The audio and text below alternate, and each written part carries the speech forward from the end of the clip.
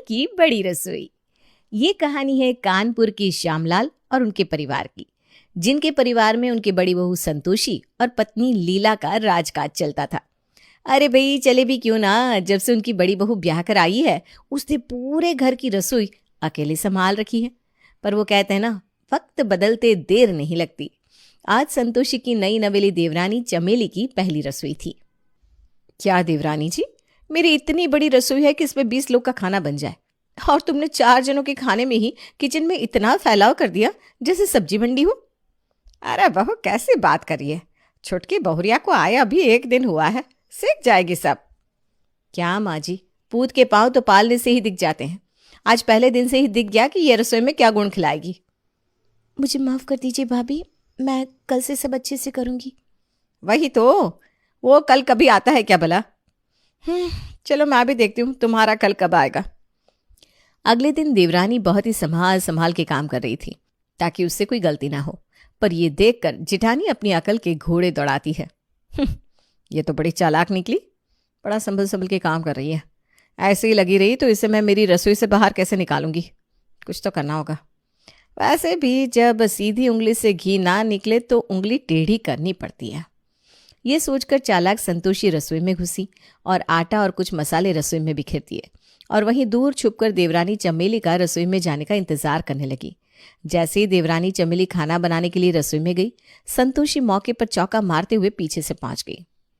हे राम, इतनी गंदगी रसोई में, ऐसे भी कोई रसोई करता है क्या भला?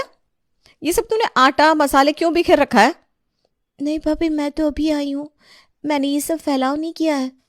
अच्छा, कहना क्या चाहती हो? ये सब मैंने किया है? नहीं नहीं भाभी, मेरा वो मतलब नहीं था। मैं कहना चाह रही थी शायद कोई बिल्ली घुस आई हो। चोरी, ऊपर से सीना चोरी। सब समझती हूँ मैं देवरानी जी, पर मेरे साथ ऐसा नहीं चलेगा। अगर तुम ऐसे ही करती रही तो हम एक रसोई में काम नहीं कर पाएंगे। भाई शातिर संतोषी ने 4 बातें देवरानी को सुनाई और बड़बड़ाते हुए अपने कमरे में चली गई। आज सुनते हो? खर्राटे मार के सुन रहे हो? रानू की बीवी को आए हुए 2 दिन नहीं हुए और मेरी मंदिर से रसोई को कबाड़ खाना बना दिया। कान खोलकर सुन लो जी, मुझे मेरी ये रसोई बहुत प्यारी है, मैं इसमें चमेली की मनमानी नहीं चलने दूंगी। क्या है भाई, सोने के टाइम भी बड़बड़ाया करती हो भाग्यवान। अपनी जुबान को थोड़ा तो आराम दे दिया करो कभी कभी। आपको ताने मारने के सिवा भला और कुछ आता है क्या? मैं कह देती हूँ जी, मैं चमेली के साथ अपनी रसोई नहीं बांटूंगी। अरे इसमें बांटना क्या है, दोनों बहन की तरह मिल बांट कर रसोई में काम कर लिया करो, तुम दोनों की ही रसोई है। जितना ज्ञान मुझे दे रहे हो ना, उतना अपनी माँ को भी दे दो और बंटवारा कर दो हमारा। अरे भाई अभी देवरानी को आए 4 दिन हुए हैं, ऐसे बंटवारा करना अच्छा लगता है क्या? अच्छा तो मुझे भी नहीं लगता जो चमेली रसोई में कर रही है। संतोषी ने देवरानी के आते ही घर में इतना कलेश कर दिया कि आखिरकार थक हार कर सास लीला को दोनों बहुओं में रसोई का बंटवारा करना ही पड़ा। माँ जी, ये मेरी बड़ी रसोई तो मैं ही लूंगी, सालों से पूरे परिवार का खाना मैं इसमें बनाती आ रही हूं। पर बहू ये तो कोई बात ना हुई, घर में हर चीज पर तुम दोनों बहुओं का बराबर ही अधिकार है, इसलिए रसोई भी तुम दोनों की आधी आधी हुई। बराबर कैसे नहीं माँ जी? पिछले 5 साल से पूरे परिवार को गर्मा गर्म रोटियां बनाकर खिला रही हूं ना मैं। सबकी कितनी सेवा की है मैंने। ये तो अभी आई है, और आकर भी क्या किया, 4 दिन भी रसोई में ढंग से काम ना कर पाई। मैं नहीं किया, पहले भी आज भी, तो फिर अधिकार तो मेरा ही ज्यादा हुआ ना। अरे पर ये तो छुटके बहुरिया संग अन्याय हुआ ना बड़की बहू। रसोई आधी तुम्हारी आधी चमेली बहू की हुई। नहीं नहीं माँ जी, ये रसोई तो मैं ही लूंगी, भले ही घर के किसी और हिस्से में चमेली को जगह दे दो, वो अपनी रसोई उसमें बना लेगी। अरे बहू कहाँ से दे दूं? 4 कमरे हैं, 2 तुम्हारे 2 उसके, हॉल 1 तुम्हारा 1 उसका। अब बस ये छोटा सा कबाड़ रखने वाला कमरा है जिसमें भी पूरे घर का कबाड़ भरा पड़ा है। अब बताओ क्या दूं चमेली बहू को, वो अपनी रसोई कहाँ बनाएगी? कोई बात नहीं माँ जी, आप मुझे वो कबाड़ रखने वाला छोटा सा कमरा ही दे दीजिए, मैं उसी में अपनी रसोई बना लूँगी। चमेली की इस बात से तो घर का पूरा झगड़ा ही सिमट गया भाई। जेठानी संतोषी ने जिद और अकड़ से बड़ी रसोई ले ली। अच्छा हुआ, सही समय पर मैंने अपना शातिर दिमाग चलाकर ये बड़ी रसोई पाली। आहा, क्या रसोई है, कैसा बड़ा दरवाज़ा, कितना सारा राशन आ जाएगा इसमें। और ये रोशनदान, खिड़कियाँ, बाहर से कितनी ताज़ी हवा आएगी। वाह वाह, क्या दिमाग लगाया संतोषी तूने। अब वो चिकनी चमेली उस गंदे छोटे से कमरे में अपना खाना बनाएगी जहां से धुआं भी बाहर नहीं जाएगा। माँ जी, आप बैठ जाइए। मैं इस कमरे से सारा कबाड़ निकाल कर इसे अच्छे से साफ कर देती हूँ। फिर माँ अन्नपूर्णा की पूजा कर हम अपना चूल्हा रख लेंगे। हाँ हाँ, क्यों नहीं है बहुरिया। तो एक तरफ तो हमारी चमेली अपनी छोटी सी रसोई को बनाने में लग गई। उससे सफाई कर लिपाई पुताई करी, फिर पूजा कर चूल्हा रख दिया। माँ जी, आज हमने चूल्हा रखा है अपनी रसोई में। आप कहे तो खाने में कुछ मीठा बना लूँ? मैं कि वो भी पूछ पूछ। एक काम कर, तू आटे का हलवा बना ले। रानू को भी बहुत पसंद है। गर्मा गर्म हलवा खाकर खुश हो जाएगा। जी माँ जी। एक तरफ देवरानी अपनी छोटी सी रसोई को तैयार करने में लगी हुई थी। दूसरी ओर जेठानी संतोषी बड़ी रसोई पाकर घमंड से फूले नहीं समा रही थी कि तभी उसकी सहेली विभा का फोन आया। कैसी है विभा? एक काम कर, तू और ग्रुप की सारी सहेलियां मेरे घर आ जाओ। मेरी बड़ी सी रसोई देखकर तुम सबकी सब भौचक्की की भौचक्की रह जाओगी।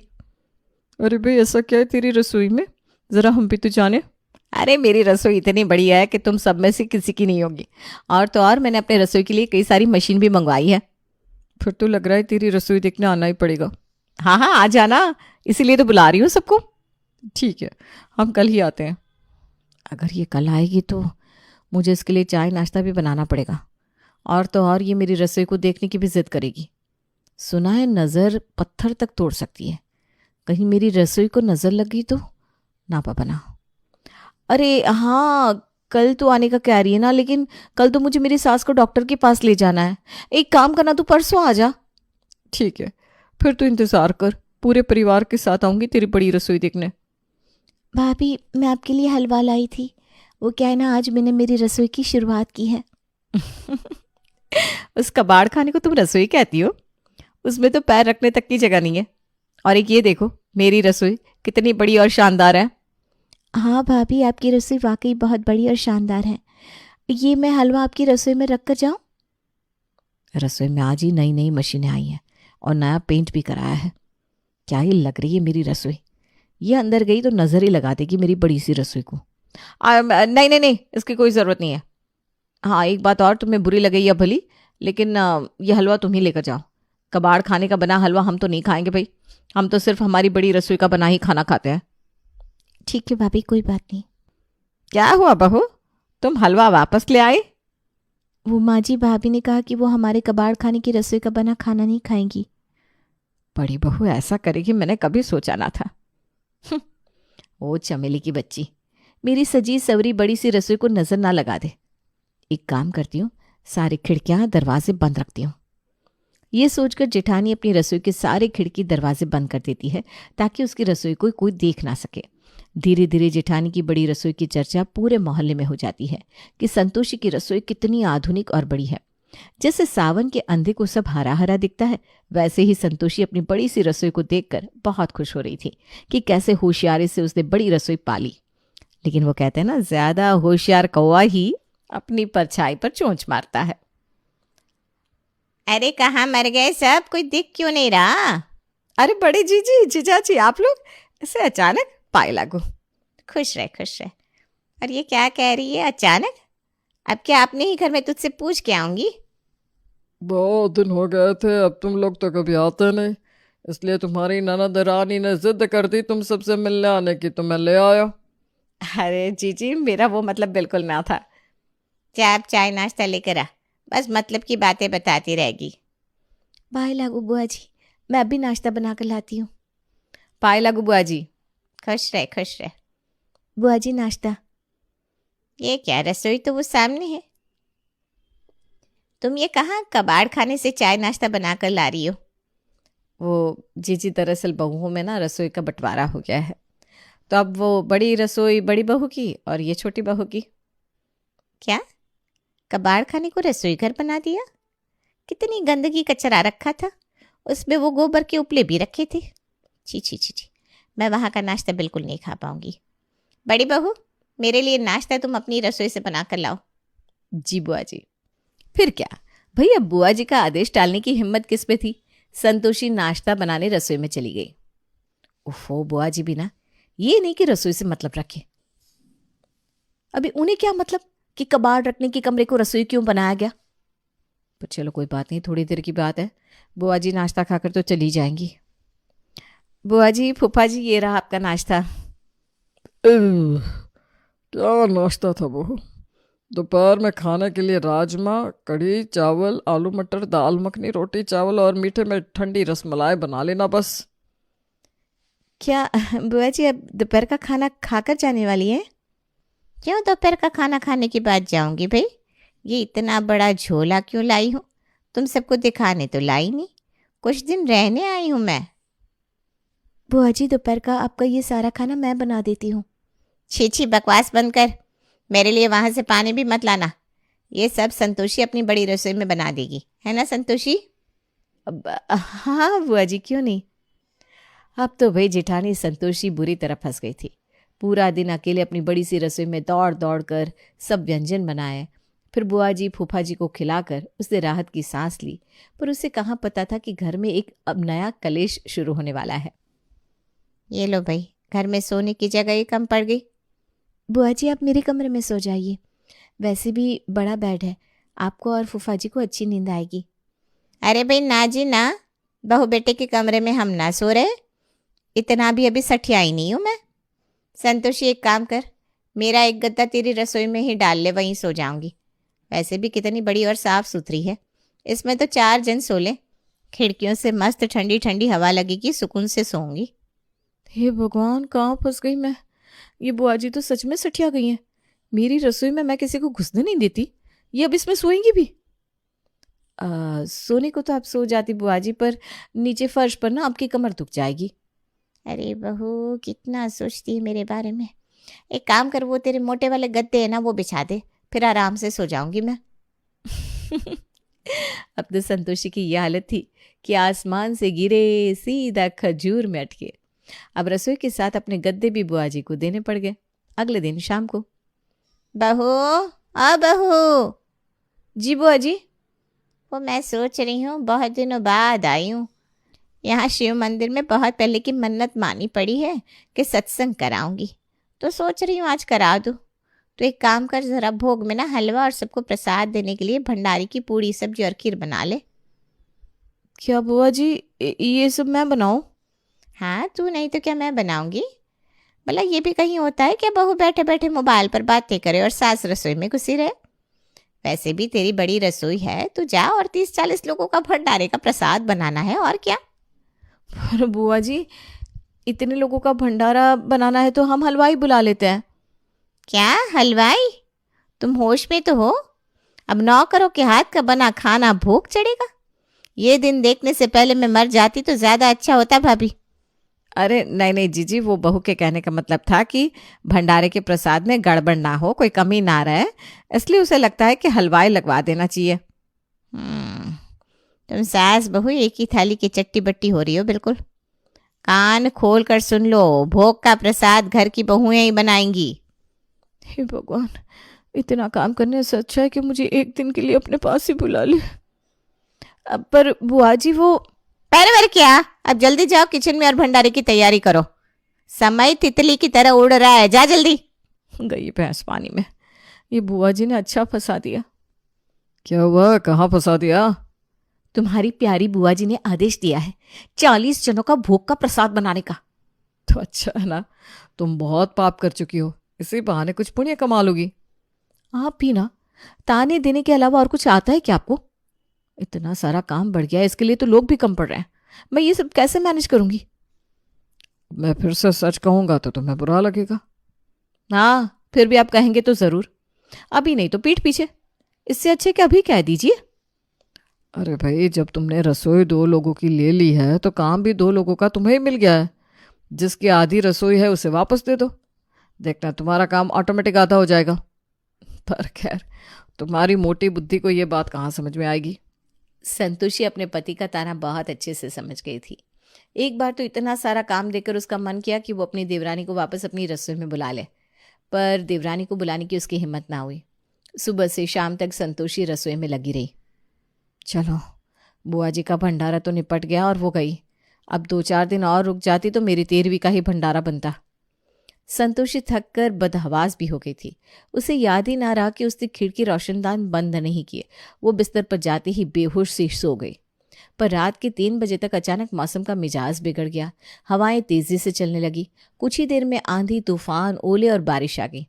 खिड़कियों से पानी संतोषी की रसोई में घुस गया, जिससे सारा सामान, राशन भीग गया। रसोई की हालत ऐसी हो गई कि वहां पैर रखने लायक कुछ न रहा। हे राम, माँ जी ये देखिए सब क्या हो गया। रसोई का सारा सामान भीग चुका है। राशन की थैलियां तो पानी में तैर रही है और ये गैस चूल्हा भी खराब हो गया। अरे ये सब तो 4 दिन में भी ना सूखेगा। तो हम खाना कैसे बनाएंगे? मेरे तो भूख के मारे पेट में चूहे कूद रहे, वो भी बड़े वाले। थोड़ी देर और कुछ खाने को ना मिला ना तो कल सुबह अखबार में मेरे भूख से मरने की खबर ही छप जाएगी। भाभी, जो हुआ बहुत बुरा हुआ, पर अब 4 दिन तक भूखी भी तो नहीं रहा जा सकता। मेरी रसोई बेशक छोटी है, पर इसमें हमारे पूरे परिवार का खाना बन जाएगा। चलिए हम हमारी छोटी रसोई में खाना बना लेते हैं। मैंने इसके साथ इतना गलत किया, पर फिर भी ये मेरे बुरे वक्त में मेरे साथ खड़ी है। देवरानी चमेली का प्यार और अपनापन देखकर जेठानी संतोषी की आंखें खुल गईं। उसे समझ में आ गया कि घर परिवार बड़े कमरों और रसोई से नहीं बल्कि अपनों के बीच प्यार समर्पण से बनता है। कुछ दिन बाद, चमेली, मैं सोच रही थी कि मेरी रसोई कुछ ज़्यादा ही बड़ी है। आजकल तो छोटे और मॉडर्न रसोई का चलन है। एक काम करना, तू भी इसी में आ जा तो काम भी कम हो जाएगा और इसे मॉडर्न रसोई भी बना लेंगे। चलो, भगवान का लाख लाख शुक्र है, देर आई तो रास्ता आई। बेटी तो नहीं देंगे। शकुंतला के 2 बच्चे थे, एक बेटा और एक बेटी। वो कहते हैं ना, एक लड़का और एक लड़की के होने के बाद परिवार पूरा हो जाता है। वैसे ही आज से 26 साल पहले शकुंतला का परिवार पूरा हो गया था। अपने छोटे से परिवार में शकुंतला बड़ी खुश थी, पर आज खुश होने का कारण कुछ और ही था, क्योंकि आज थी शकुंतला के बेटे की शादी। शकुंतला के घर का माहौल ही आज दूसरा था। कोई यहाँ से वहाँ भागकर सामान अरेंज कर रहा था, तो कोई अपने कपड़ों की ट्रायल ले रहा था। तभी उमा कहती है, भतीजा आज घोड़ी चढ़ेगा तो बुआ को भी अच्छा खासा नेक मिलना चाहिए भैया। अरे बिल्कुल दीदी, आपका हक बनता है। आखिर एक ही लड़का है मेरा। एक बार निश्चय की शादी हो जाए, घर में बहू आ जाए, उसके बाद समझ लीजिए 70% टेंशन ख़त्म हो जाएगा मेरा। फिर रिटायरमेंट के पहले पहले बेटी को भी विदा कर दूंगा। तू अभी रिटायरमेंट के भरोसे ही बैठा हुआ है। रिटायरमेंट में नहीं तो भी 7 साल है तेरे। अब तो कहना पड़ेगा, बाहर रहने के बाद भी दुनिया मुझसे कम ही देखी तूने भाई। ऐसे हो जाता है क्या काम खत्म? अभी तो बहू आएगी, फिर होंगे ड्रामे शुरू। 4-5 दिन तो उसे अपनी ननद बड़ी प्यारी लगेगी, पर फिर हमारी पूजा सभी पर बोझ हो जाएगी। मैं क्यों बोझ हो जाऊंगी किसी पर बुआ जी? मैं तो खुद का कमाती हूँ। ज़्यादा से ज़्यादा क्या होगा, भाभी मुझे घर से निकाल देगी। अब निकाल देगी तो मैं चली जाऊंगी। बोलने के पहले सोचती है कि नहीं? बस बोलने ही लगती है। बोलने के पहले 2 बार सोचा कर। यही बातें ब्रह्मांड में घूमती है और फिर घूमकर हमारे पास ही आती है। कुछ भी बोलना शुरू कर देती है बस। ऐसे कैसे जवान लड़की कहीं भी चली जाएगी? कोई कहीं नहीं जा रहा। तुझे अपने घर की करके ही फ्री होंगी मैं। इन्होंने तो बोल दिया, ऐसे थोड़ी ना काम खत्म होता है। अपनी माँ की उल्टी बात सुनकर पूजा वहाँ से उठकर चली जाती है। अरे शकुंतला, ये क्या बातें लेकर बैठ गई तू? शादी का घर है, बेकार में बात क्यों बढ़ा रही है? पूजा लड़के की बहन है, वो भी इकलौती। सारी रस्में उसे ही करनी है।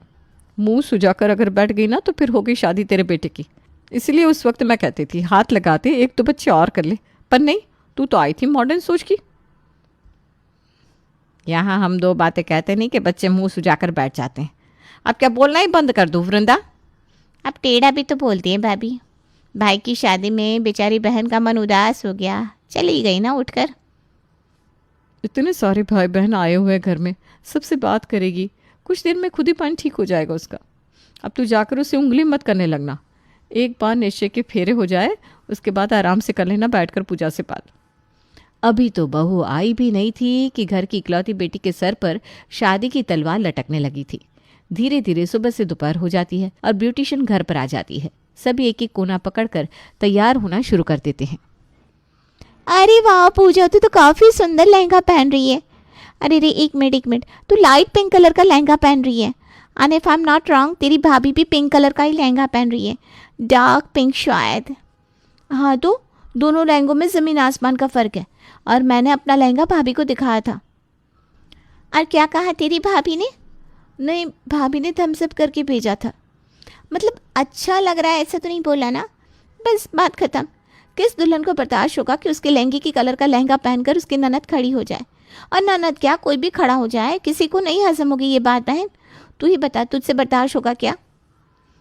तुम मुझे जानती है ना, मुझे ये शादी वादी से मतलब ही नहीं है। ना मैं कभी शादी करूँगी, ना मुझे लहंगे पहनने पड़ेंगे। ये लहंगा तो भैया ने कसम दी थी इसलिए पहन रही हूँ, क्योंकि मुझे बहुत सारी रस्में करनी है, वरना मैं नहीं पहनने वाली थी। तू अपने ख्वाबों की दुनिया से बाहर आ जा बहन। दुनिया बदल रही है, अब तो बच्ची नहीं रही। और अगर तेरे भाई की शादी नहीं होती तो तू रह सकती थी कंवारी, पर अब तो कोई चांस ही नहीं है। मुझे तो डर है तेरा लहंगा देखकर भाभी स्टेज पर ही कोई बवाल ना कर दे। नेहा की बातें सुन सुनकर पूजा की घबराहट बढ़ती जा रही थी और फाइनली पूजा उस लहंगे को ना पहनना फाइनल करती है। मेरे पास एक ही साड़ी है, मैं वो साड़ी पहन लेती हूँ, और ये लहंगा रिसेप्शन में पहन लूँगी। रिसेप्शन के लिए भाभी ने गाउन लिया है तो मैचिंग की प्रॉब्लम भी नहीं होगी। अब तो ठीक है ना? और अपने भाई की शादी के लिए पूजा साड़ी पहनकर तैयार होती है और सभी के साथ वेन्यू पर पहुंचती है। ये पूजा तो लहंगा पहनने वाली थी, साड़ी क्यों पहन ली इसने? अभी तो भाभी आई नहीं कि ननद के तेवर बदल गए। मन खुश हो ना तो इंसान साज श्रृंगार करे।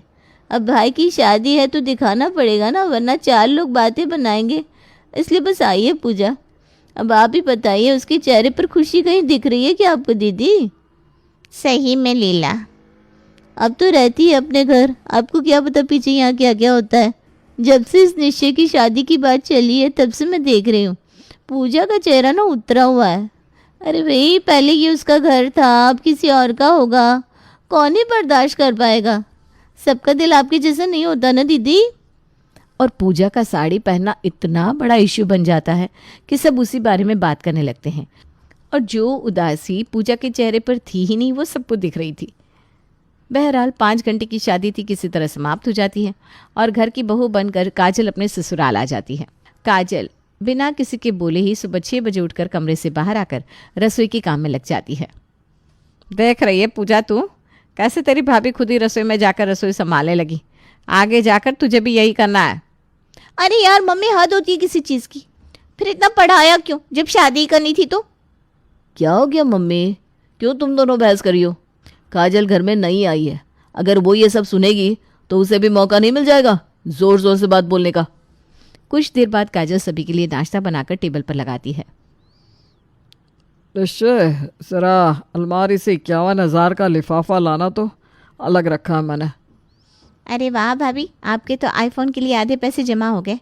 बस 50,000 की और ज़रूरत है और वो मुँह दिखाए में पूरे हो जाएंगी। इसीलिए तो कहती हूँ तो भी कर ले शादी। तू ही बता बहू, शादी के बाद बदलाव होता है कि नहीं?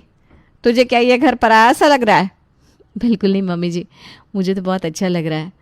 इनफैक्ट मेरे मायके में मुझे 5 बजे ही उठने की आदत थी और मेरा परिवार तो जॉइंट फैमिली का था। 7-8 लोगों का खाना बनाना मेरे बाएं हाथ का खेल है। वहाँ कम से कम मैं 3-4 डिशेस बनाती ही थी, पर यहाँ तो कोई काम ही नहीं है। आज सुबह जब 6 बजे उठकर मैं कमरे से बाहर आई तब भी सब सो रहे थे और आपने तो बिल्कुल सिंपल नाश्ते की फरमाइश की मुझसे मम्मी जी। वही तो बेटा, ये तो सबकी अपनी अपनी किस्मत होती है और वहाँ तेरी माँ ने डायरेक्टली इनडायरेक्टली तुझे सब कुछ सिखा दिया है, इसलिए यहाँ तूने आते ही सब संभाल लिया। मैंने भी पूजा को पहले से रसोई का काम सिखाया होता तो आज ये दिक्कत नहीं होती मुझे। काजल कुछ नहीं कह रही थी, पर काजल के सामने बार बार शकुंतला ही खुद पूजा पर शादी का प्रेशर बना रही थी। नेहा बिल्कुल ठीक कह रही थी, भाभी आएगी नहीं कि तुम्हारे सर पर शादी की तलवार लटकने लगेगी। पूरा मूड खराब हो गया।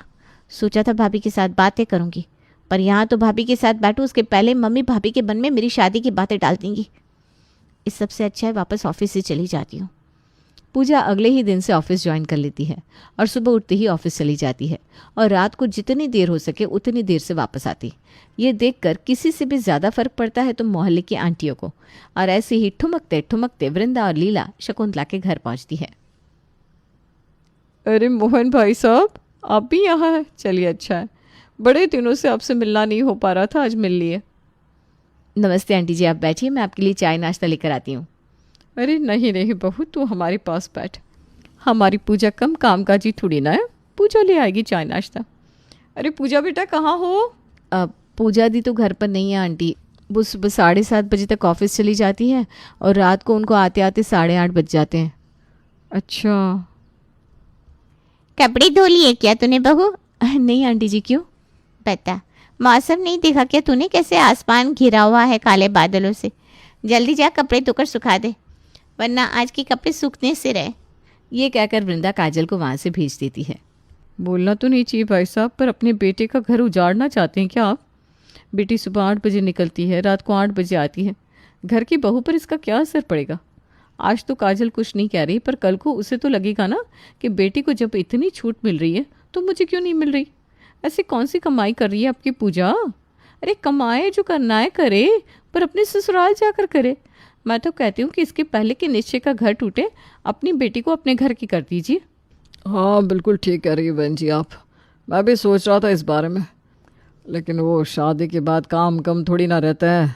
मेहमानों को विदा करना, कैटरर्स का, डेकोरेशन वालों का हिसाब करना, इसी में लगा रह गया मैं। अरे तो निश्चय से कहिए ना, बचपन में पूजा को बनना था साइंटिस्ट, बन गई ना। ऐसा तो नहीं कि आप लोगों ने उसे पढ़ने नहीं दिया।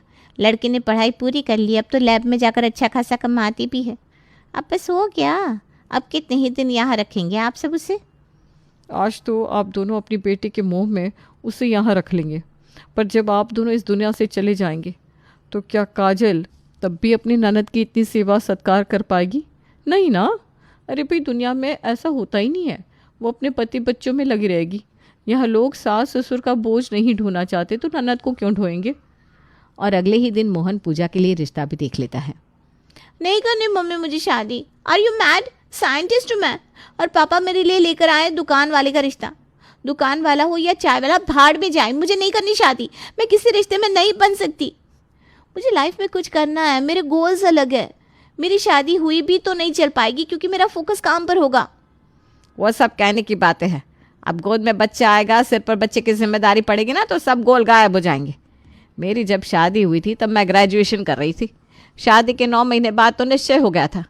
फिर हुई क्या ग्रेजुएशन? फिर तो बच्चों को पालना ही ग्रेजुएशन मास्टर्स हो जाता है। मुझे विश्वास नहीं हो रहा मम्मी, ये तुम ही हो?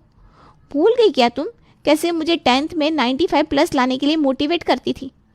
अरे जॉब करियर परस्यू करने ही नहीं देना था तो इतना पढ़ाया क्यों? तो फिर भूल जा के तूने पढ़ाई की है। और ये लड़का नहीं समझ में आ रहा है तो तेरे पापा जी से कह देती हूँ, दूसरा लड़का देख लेंगे। पर शादी तो तुझे करनी होगी। हम कब तक तेरे साथ रहेंगे? काजल ऐसे तो ठीक है, पर कब तक ही तुझे बर्दाश्त करेगी? अगर उसने बर्दाश्त कर भी लिया तो उसके बच्चे बर्दाश्त करेंगे क्या तुझे? फिर जब तेरा भाई और भाभी अपने बच्चों में लग जाएंगे और तुझे कोई पूछेगा नहीं, उस दिन तू रोएगी अपनी किस्मत को कि क्यों तूने शादी नहीं की। पर तब बहुत देर हो चुकी होगी। शकुंतला नॉन स्टॉप बोलती जाती है और गुस्से में पूजा टेबल पर पड़ा आवाज़ फेंक कर तोड़ देती है। कमरे से आती आवाज़ को सुनकर काजल भागते हुए वहाँ आती है। क्या हुआ मम्मी जी, सब ठीक तो है ना? कुछ नहीं बहू, सब ठीक है। काजल कोई बच्ची तो नहीं थी। काजल को सब कुछ साफ साफ समझ में आ रहा था और घर का बिगड़ा माहौल देखकर रात को काजल निश्चय से इस बारे में बात करती है। ये सब जो इस घर में हो रहा है ना, मुझे ठीक नहीं लग रहा। मैं पापा मम्मी के सामने जाकर उनसे बहस नहीं करना चाहती, इसलिए तुम्हें कह रही हूँ निश्चय। अरे भाई, उस लड़की को अगर अपनी लाइफ में कुछ करना है तो करने दो ना उसे। और वैसे भी उम्र क्या है दी की? अभी सिर्फ 27 साल की तो है, तुमसे भी छोटी है। हो सकता है 2-4 साल बाद उन्हें खुद रियलाइज़ हो कि उन्हें शादी करनी है, तब कर देंगे ना उनकी शादी। और आजकल तो सब 40-45 की उम्र तक शादी करते हैं। तो मम्मी जी क्यों हाथ धोकर उनके पीछे पड़ी हुई हैं? माँ बेटी की बात है, वो दोनों मिलकर समझ लेंगे। तुम बीच में क्यों पड़ रही हो? पर अगर हर रोज़ घर की इकलौती बेटी रोती रहे, सभी का मुंह उतरा रहे, तो काजल चुप कैसे बैठती? काजल लगाती है अपने मायके में कॉल और इस बारे में अपने घर पर बताती है। मैं समझ गई बेटा, ये सब क्या हो रहा है। बहू के आने के बाद सभी बेटियों को इस तरह धक्का देने के लिए तैयार हो जाते हैं, मानो वो कोई बीमारी हो। तो फिक्र मत कर, तेरी माँ अभी जिंदा है, रात के खाने पर आते हैं हम, वही होगी बात। काजल अपनी ननद के कमरे में जाती है और बैठकर उससे बातें करती है। आप रोइए मत दीदी, आपको नहीं करनी ना शादी। कोई आपको शादी के लिए फोर्स नहीं करेगा, आप मुझ पर विश्वास रखिए। लोगों को लगता है कि भाभियों को ननद चुभती है, भाभियों के लिए ननद बोझ होती है, पर मेरे लिए ऐसा नहीं है। मैं सबके लिए इसलिए खाना नहीं बनाती क्योंकि मैं इस घर की बहू हूँ। मुझे खुशी मिलती है सबके लिए खाना बनाने में। ऐसा तो नहीं है ना कि कुछ सालों बाद मैं इतनी बदल जाऊंगी कि आज खाना सबको परोस रही हूँ और कल को मुंह से ही बाहर निकाल दूंगी। ये सब सिर्फ टीवी सीरियल में दिखाए हुए सीन है। रियलिटी में सब इतने बुरे नहीं होते। कलयुग अभी पूरी तरह नहीं आया है। पर मम्मी के सर पर पता नहीं कौन सा भूत सवार हो गया भाभी। मम्मी जी के सामने मैं और आप छोटे पड़ जाते हैं, पर उनकी समधन तो छोटी नहीं पड़ेगी ना। आज रात को मम्मी पापा आ रहे हैं खाने पर, अब वही सारा बेड़ा संभालेंगे। और रात को अपनी बेटी के ससुराल पहुंच जाते हैं ममता और बीरेन। अपनी भाभी के मम्मी पापा को देखकर पूजा भी अपनी भाभी की मदद करने किचन में चली जाती है। दोनों ननद भाभी मिलकर गेस्ट को खाना परोसते हैं। अरे पूजा बेटा, तुम क्यों खाना परोस रही हो? दिन भर ऑफिस में काम करके घर आती हो और फिर आते ही काम में लग जाओगी क्या? बैठो, आओ खाने पर। वही ना पापा, आप ही समझाइए इन्हें। अरे समझी जी, आप भी क्या इसे काम करने से मना कर रहे हैं? पर आए घर जाएगी तो यही तो करना है इसे। ये बात गलत कह दी आपने समधन जी। पराए घर जाएगी, ये कौन सी बात हुई? ऐसे तो फिर काजल के लिए भी ये घर पराया हुआ। अरे नहीं नहीं समधन जी, ये तो काजल का अपना घर है। तो फिर आपका ये मतलब है कि हमारा घर काजल का अपना घर नहीं है? अरे आपका घर भी अपना घर है, दोनों ही घर इसके अपने घर है। जब मन चाहे जहाँ मन चाहे वहाँ रहे। बहू के वक्त आपने कितनी अच्छी तरह कह दिया कि दोनों घर अपने घर है। जब दोनों घर अपने ही हैं तो क्यों फिर आप पूजा को ज़बरदस्ती शादी करने के लिए फोर्स कर रहे हैं समधी जी? शादी तो करनी पड़ती है ना भाई साहब, आपने भी तो अपनी बेटी की ना। मैंने अपनी बेटी की शादी इसलिए की क्योंकि इसे पढ़ना नहीं था, ना ही किसी और काम में इसका जी लगता था। बचपन से ही मैंने बड़ी कोशिश की कि जैसे मैं सरकारी नौकरी में हूँ, ये भी सरकारी नौकरी की तैयारी करे। पर उसे तो सबसे प्यारा था अपना किचन सेट। बड़े होने के बाद निशा का मन रसोई में लगा रहता था। हमारे मना करने के बाद भी सभी के लिए खाना ये खुद बनाती। और फिर एक दिन इसने हमें खुद कहा, मम्मी मुझे शादी करनी है, तो हमने कर दी। अगर मेरी बेटी ज़िंदगी भर हमारे साथ ऐसी ही रहना चाहती तो बेशक रहती। आप तो बहुत भाग्यशाली हैं जो आपकी बेटी इतनी होनहार है। आपकी बेटी किसी के घर जाकर बच्चे पैदा करने को ही जीवन नहीं मानती। इसका लक्ष्य देश के लिए कुछ बड़ा करना है। उड़ने दीजिए अपनी चिड़िया को भाई साहब, पैर में बेड़ियाँ मत बांधिए इसके। और जहाँ तक रही मेरे बदलने की बात, तो मैं तो बदल जाऊंगी, पर मेरे पेरेंट्स तो नहीं ना। इन पेरेंट्स के संस्कार हैं मुझ में। मम्मी जी, पापा जी, आपको लगता है कि मैं ननद के साथ गलत करूंगी? और अपने समधी और समधन के समझाने पर शकुंतला और मोहन को समझ में आ जाता है कि कहीं सुनी बातों में आकर वो ना समझी में अपनी बेटी को उसी के घर में पराया महसूस करवा रहे थे। इस दिन के बाद से पूजा पर कोई भी शादी का प्रेशर नहीं बनाता। अब तो कोई भी हाथ पसार कर हमारी बेटी मांगने आ जाए, अगर हमारी बेटी राजी ना हो तो हम तो बेटी नहीं देंगे।